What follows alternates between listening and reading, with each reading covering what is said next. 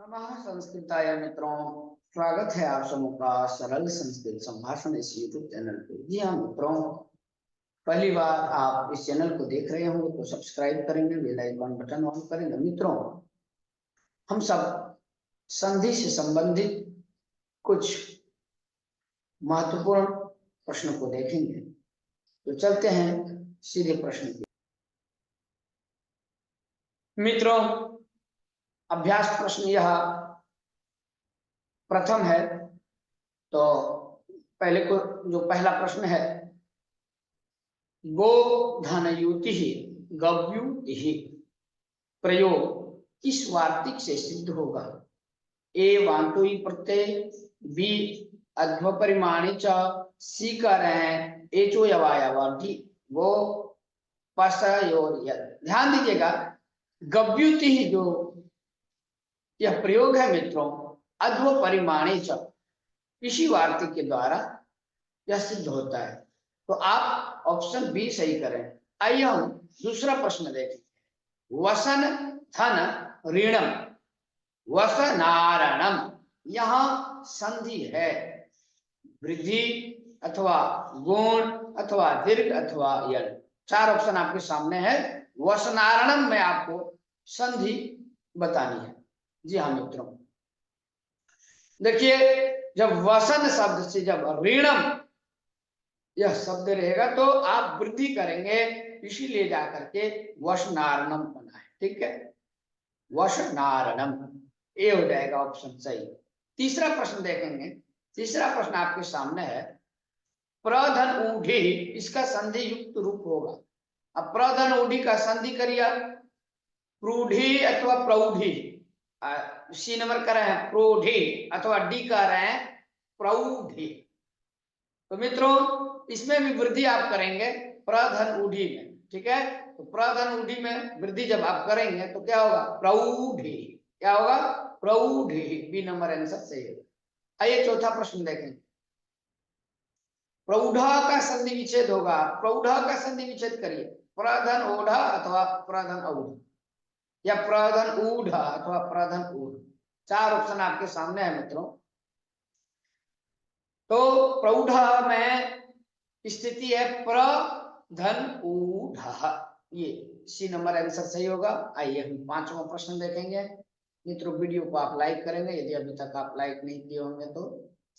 किम, ध्यान दीजिएगा, किम धन उक्तम, किम उक्तम किस सूत्र से संधि हुई है? यहाँ किस सूत्र से संधि हुई है मित्रों, बतानी है आपको।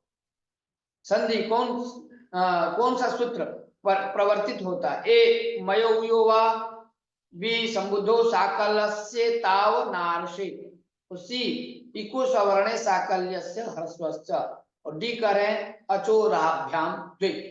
चार ऑप्शन है। किमुक्तम में जो सूत्र लगता है वह कौन सा? तो आप मयो वा पढ़े होंगे।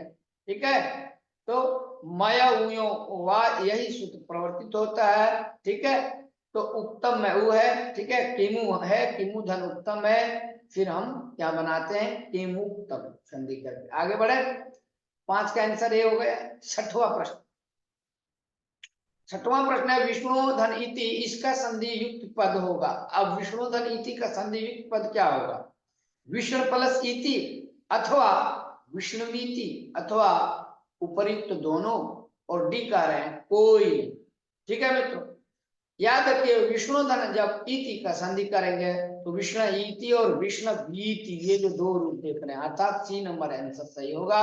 चलिए हम सातवें प्रश्न की ओर आगे बढ़ेंगे। प्रैष और प्रैश्य या किस वार्तिक से वृद्धि का विधान किया गया है? किस वार्तिक से वृद्धि होगा मित्रों?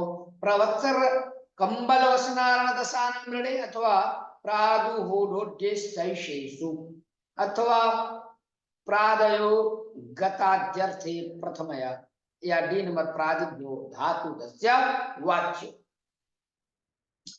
तो मित्रों याद रखिए, जब भी प्रैष और प्रैश्य जब बनाते हैं, उदाहरण आप पढ़े होंगे, एत्य धत्युः सूत्र पढ़े होंगे आप संधि में, संधि प्रकरण में। तो वहां जो है प्रैष और प्रैश्य के लिए ये देखिए बी नंबर है ना, प्रादुहोढोड्येशु।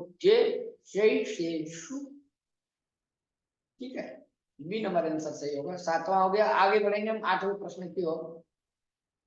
8वां प्रश्न आपके सामने है मित्रों, पररूप संधि का उदाहरण नहीं है।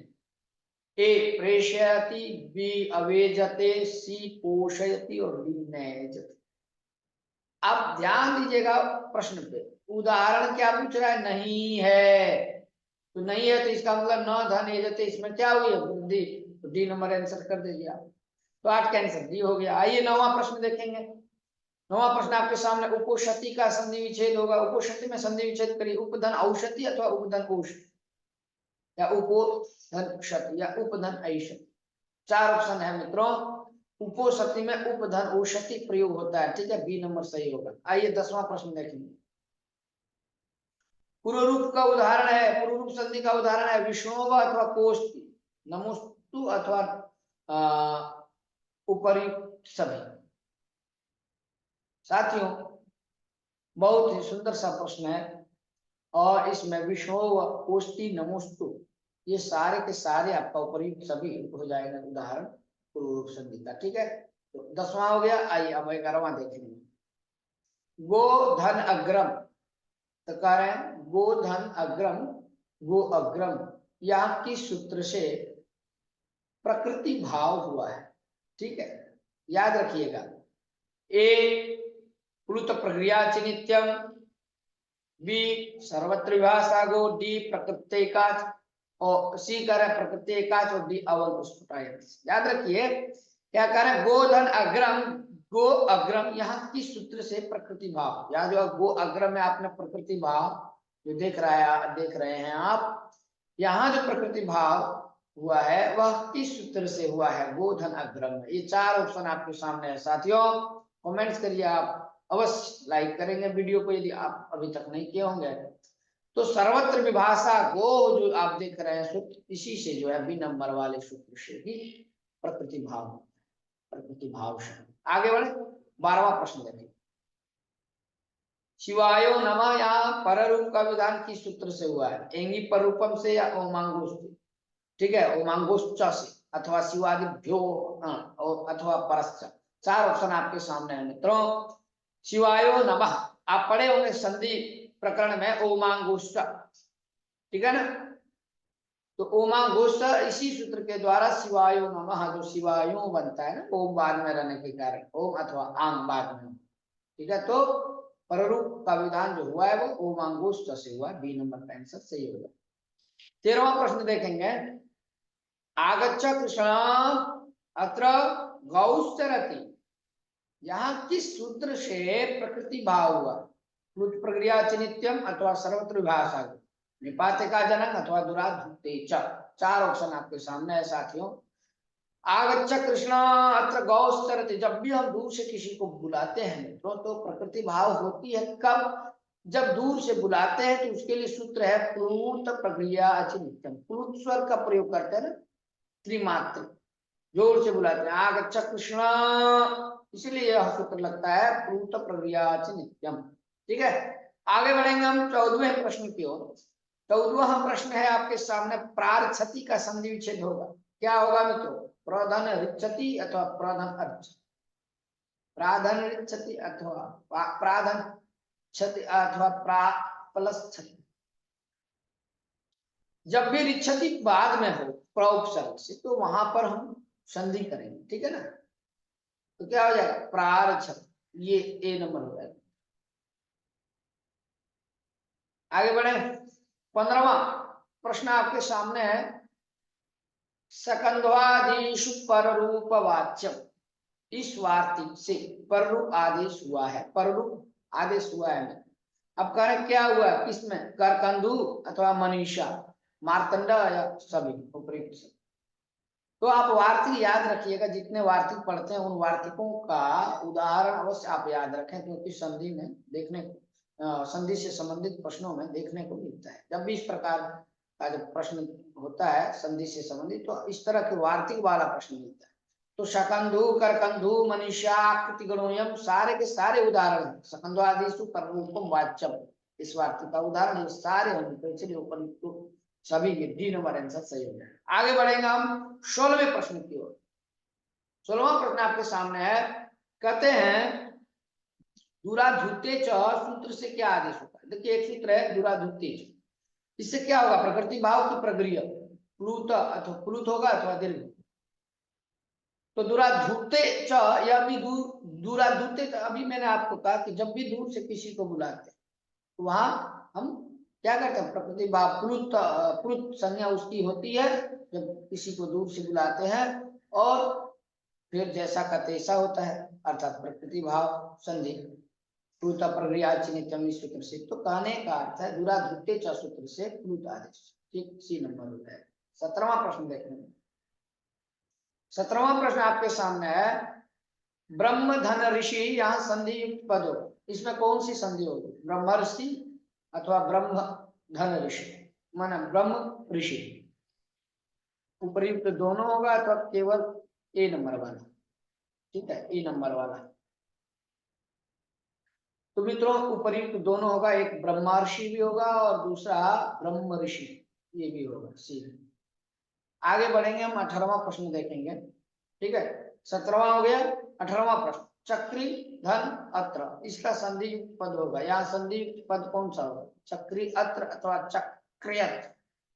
उपयुक्त दोनों होगा कि इनमें से कोई। फिर से आप देख लीजिए, चक्री धन अत्र में संधि क्या होगा, चक्रियत्र अथवा चक्रियत।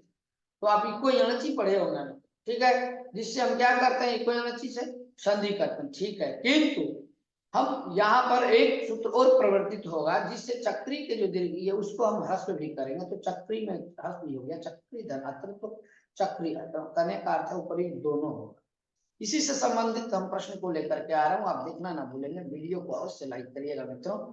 चलिए हम 19वां प्रश्न देखेंगे। 19वां प्रश्न में यही है कि चक्री धन अत्र, चक्री अत्र, यहाँ पदांत में विद्यमान ई, ठीक है, दीर्घ किस सूत्र से हरफ हुआ।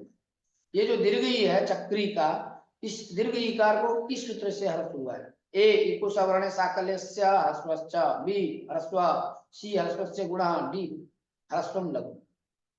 बहुत सुंदर सा प्रश्न है मित्रों, तो याद रखिएगा, चक्री धन अत्र में इको सवर्ण साकल्यस्य ह्रस्वश्च। ठीक है, इससे क्या होगा, इस सूत्र से, इससे होगा ये जो दीर्घ ई है उसको ह्रस्व किया। आगे बढ़े मित्रों, यह आपका ए नंबर सही हो जाएगा 19 का। ठीक है, 20वां प्रश्न आपके सामने है। 20वां प्रश्न आपके सामने कि मनस में जो टी संज्ञा होती है, टी संज्ञा, वो जो टी संज्ञा होगी वो किसकी होगी, नस की अथवा अस की, स्व की अथवा मन। आप टी संज्ञा करने वाला सूत्र अचुंत्यादि टी पढ़े होंगे सूत्र। ठीक है, तो याद रखिएगा मनस में जो टी संज्ञा होगी वो अस की होगी। सी नंबर, ये बी नंबर आंसर सही हो जाएगा। अस अंतिम वाले भाग को, तो मनस में जो अंतिम क्या है वो अस है, अस पूरा अंतिम। अचोन्त्यादि टी क्या कहता है, अचान मध्य जो अंत्य स आदि अस्य तट्टी संयुषा, अचो के मध्य में जो अंत वह हो आदि में, जिसके उसके संपूर्ण भाग की टी संज्ञा, अर्थात जो अंतिम में अस है संपूर्ण। इस प्रकार से मित्रों बी नंबर सही होगा। इसके बाद साथियों मैं संधि प्रकरण का अभ्यास दूसरा लेकर के आऊंगा। पहला अभ्यास खत्म हो गया, अभ्यास प्रश्न, अब दूसरे अभ्यास प्रश्न को लेकर के आऊंगा। वीडियो को आप लाइक करिएगा, पहली बार देख रहे हैं तो सब्सक्राइब करेंगे, अन्य समस्त संस्कृतानुरागों तक अवश्य आप शेयर करिएगा। मित्रों यह एपिसोड बहुत ही लाभकारी है मित्रों, इससे संबंधित प्रश्न आपको अवश्य यूपीएससी में अथवा बिहार स्टेट वाली परीक्षा में अवश्य आपको देखने को मिलेगा ही मिलेगा। इसलिए संपूर्ण उदाहरणों को बारंबार आप देखें, और आप यूपीएससी, टीजीटी, पीजीटी, स्टेट, इनका प्लेलिस्ट बनाया गया है, उससे आप जाकर के निःशुल्क सारी कक्षाएं आप देख सकते हैं। जितने वीडियो पढ़ाया गया उन तमाम वीडियो को आप निःशुल्क देख सकते हैं। आज के लिए इतना ही मेरे साथियों। नमः संस्कृताय, जयतु संस्कृतम, जयतु भारतम, वंदे संस्कृत मातरम, वंदे भारत मातरम।